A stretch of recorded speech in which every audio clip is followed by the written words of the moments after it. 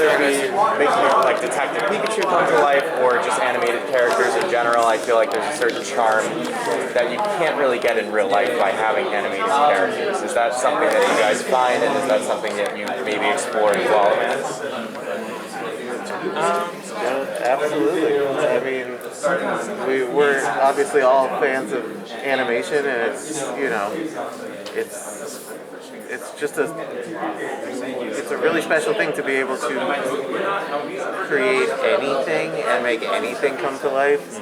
And not be limited by like what you can actually film, and so yeah. So I mean, the three of us.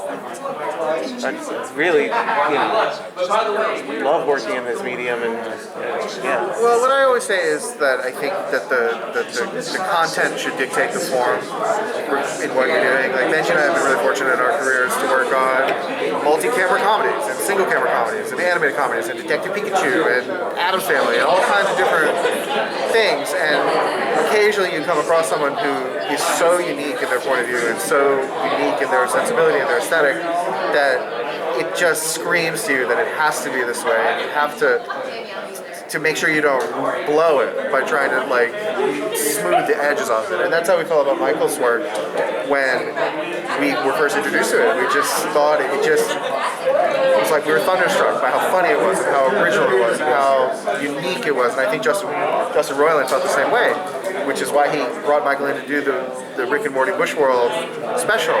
So for us, it was really about how do we elevate without corrupting all the things that Mike wanted to do in his comedy and his aesthetic and everything. And I think that that's kind of what the show has been a project in doing. Yes, I mean it's amazing. Just like the fact that I can make it an Australian show for American networks is incredible. And like I'm someone who grew up with The Simpsons and South Park, all that kind of stuff, Futurama. So it's a huge thrill for me, honestly, to be doing an Australian animated sitcom. It's a blast, and it feels cool because it's a kind of a twist with a superhero element, which is still a joke, but it kind of lets us. It lets us play in different storytelling arenas, which is fun and it feels fresh. So yeah, it's great. Well, congratulations. I'm excited for it. Thank you. So talking about creation and making something new and fresh and creative and artistic, how did this show come about? It seems so specific and so niche that I'm interested in its conception. Yeah, so I've been making YouTube shorts for years, probably like 10 years now. That's where I started. And there was a huge boom of animated shorts in like 2011 and 12, and that's when I started. And I just made shorts that were like Australian and about the town I grew up in, and it seemed to get a lot of views.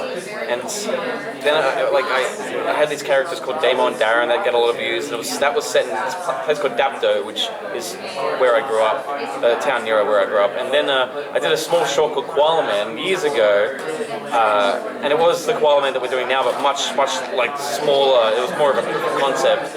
And I brought that to 20th Century Fox, and they were really interested in developing from there, which was a huge shock to me. But I just wanted to make an Australian superhero because there doesn't seem like one exists. Maybe there's some obscure ones, but it was funny to me that a superhero in Australia would have no superpowers and just be like a regular Aussie dad that wants to clean up his suburb because there's petty crime and just like kids graffitiing. And so that was just funny to me, so it just felt natural. And then we also had a relationship with 20th Animation, and they very correctly said, I think the three of you would really get along, and you guys should sit down and see if there's a show in Koala Man. And the second that the three of us met and started talking, it just, I think because it was so specific and because it was just absolutely laser focused on this character and the verisimilitude of an Australian small suburban town, I think that made it more exciting to us because I think some of the best comedy is specific, and even if it's a specific that you yourself are not familiar with, like just feeling the specificity and feeling all the choices that feel so real, to what the character is going through, it just makes everything funnier. And so there was so much stuff that came up in the writers' room, whether it was from Michael or some of our Australian writers, where they would talk about a specific quirk from growing up in Australia, Australian life, where all of the Americans listening were like, I never knew about this. I have no idea what you're talking about, but it's so specific and so funny, we have to make an episode about that. So there was a lot of that, and it just felt kind of fresh in the fact that, like, you know, at this point in time, there's tons of different adult animated sitcom shows, and so when you're in the writer's room for one, oftentimes with most shows it's like, oh no, you know, South Park did that, or Simpsons did that episode, you know, Family Guy did one like that. But when we're pitching on Australian stuff, nobody's done it. And so there's suddenly just an energy about, like, oh, there's so many more stories that we can tell because of this specificity. The Simpsons do go to Australia once. Yeah, once, but they didn't do it. They didn't like get the real Australia that I always wanted. Like when I was a kid, I watched that episode. I was like, nah, you can do more than that. Yeah. Oh, my turn. Okay, great. So, what are the? You mentioned the American writers versus the Australian writers. How have you tried to bridge that challenge to create a cohesive thing that will appeal to multiple audiences, not just Australians? Because I could get, you might have a joke that's absolutely going to kill, but you have to balance out the American audience, or do you just put it out and go with funniest What funny? I found is, my argument for this is, like, I watched The Simpsons and South Park, and I thought it was hilarious, and all my friends did too. So I always feel that comedy is a bit more of a language that translates worldwide, or like, so in that sense, like, I feel like you can do these very specific Australian jokes, and just in the context of the show, they still can translate to an American audience, even if they don't really understand it. It still feels like it's going to work. That's my theory.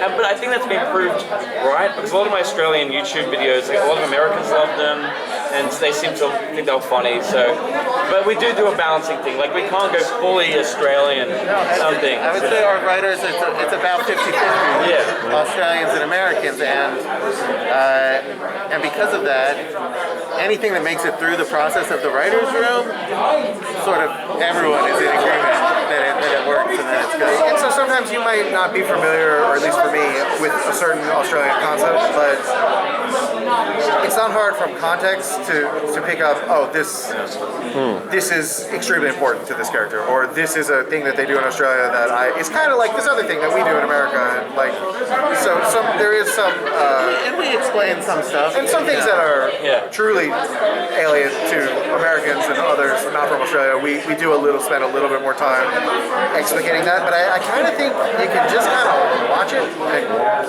just kind of get it, even if you don't necessarily understand all of the nuance of some of the specific Australian things. But it also was important to Michael and to us to not.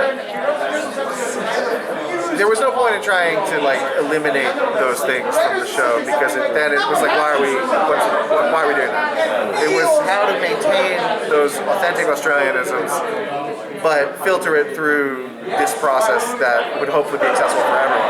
And I think it is. So with you guys doing Calls Man and working on it, I know you mentioned, so you're from Australia, with the guys kind of learning these new facts. For each of you, I mean, like for you, was there anything in particular that you were super excited to teach them? And for you guys, is there anything that you were super shocked that particular fact that kind of stuck with you guys? For teaching, like teaching them? Yeah. I think it was just a lot of small things. Like, it was just a lot of, I think it was things that I thought were normal. Then when the Americans in the room said, wait, what's that? I was like, oh, yes. Like, you get to teach, it's like getting to teach people about something that's like you grew up with and you just thought everyone knew. So there was a lot of small things, like show bags and things like that for these guys. There's lots of, I think what a lot of the Americans got the biggest kick out of, including me, is like just the weird sayings and phrases and expressions that they have in Australia that, like, one of the Australians would just, like, casually say something and we'd be like, wait, what did you just say? Like, And now some of the Americans are starting. We spent so much time together that we're starting to pick up some of the Australian expressions in the way we speak. I've noticed the Australians put the letter O on a lot of things. So Yeah. bolo, Trainer's the train station. garbo is Yeah. garbage man. So it's been kind of fun to sort of fall into the vernacular of this other place that I've never been, and we're hoping to go, in the near future. But what we sometimes say is this is Australia, as filtered through Michael's point of view Yeah, and Michael's. it's got some really authentic parts of Australia, but at the end of the day, it's a fantasy Australia. Even Dapto, it's not really fully the Dapto that exists in Australia. It's like a bit more of a like I said, a fantasy. It's like surreal. Surreal, yeah. Or like how Springfield is not any one Springfield in America, but it just sort of Is all of all of yeah. America, and that's sort of what we're Yeah. putting Dapto through in this Yes, show. exactly. So a bit of a two-parter. Can you talk about getting Hugh Jackman on the show? And then for the Aussie, are we going to get a Kath and Kim cameo at any point? Well, we actually do a Catholic Kim reference. In the There is show. a Catholic Kim, Yeah. a pretty funny Catholic Yeah, Kim. which I think like 2%. That's a 2%er. It's Trey and Matt say on South Park, where it's like, only 2% of people are going to get that, but like that's all that matters. Like I think I love Kath and Kim, and I was actually really inspired by Kath and Kim. It's like our funniest export. They tried to remake it in America, which I find hilarious because it's like it's like remaking Koala Man. It's like the whole point is it's Australian. But yeah, there is a reference, and I guess Hugh Jackman, you guys. Yeah, I mean, as for Hugh, we created this character of Big Greg, and when we made this character, we just sort of viewed him as the most Australian guy ever. And so, as in writing it, we're like, well, obviously, Hugh Jackman is the only person who could play this part, like the King of Australia. And they tempered our expectations, and they said, you want one of the biggest stars in the world to be in your show? Well, okay, don't hold your breath. But we said, well, you know what? Let's ask him. Let's ask him. And we reached Super out. nice. He's super just humble. He said his kids liked the show, thought it was funny. He's like, I have to be part of this. And He was the easiest get of the it entire was amazing. series. Anyway, but even then it felt a little like a trick, or like, Did we really get is that real? Even sometimes something happens where something good will happen, and you're like, wait, did he just say yes? He really did say yes. Yeah, right? it was That wasn't surreal. It was really surreal. I can't wait for you guys to hear. His performance is so funny. It's amazing.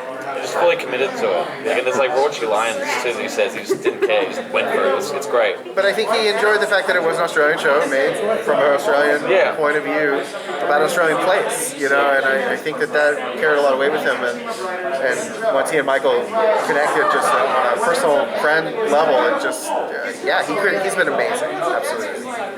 This is going to be the last question. Sorry, guys. You had talked about how excited you were because you had gotten your start on YouTube doing like this big production now. Have you also noticed like any challenges or any just like differences from the way you started versus where you are The now? challenges, I guess, like YouTube, doing something on YouTube, it's pure freedom. It's like I can just think up anything and do it completely. But when you collaborate, it's like it's never going to be that. But what I had to realize is like, drop your ego for things, because collaborating is going to make certain things better than you would have expected. So like, it's been like a roller coaster of emotions, like kind of relinquishing some creative control. Because I think when I was on YouTube, I was a big control freak.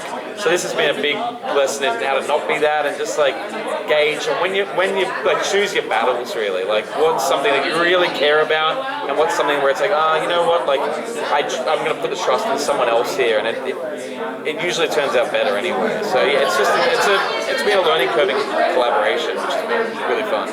That's great. Actually, before you guys go, can you just like quickly introduce each of yourselves? Yeah, sure. Yeah. There you go. I'm Benji Samit, co-developed the show, showrunner. I'm Dan Hernandez. I co-developed the show with Michael Cusack and Benji Samit, and I am co-showrunner. I'm Michael Cusack. I'm the creator of the show and the voice of Koala, and various other voices. Perfect. Thank you so much.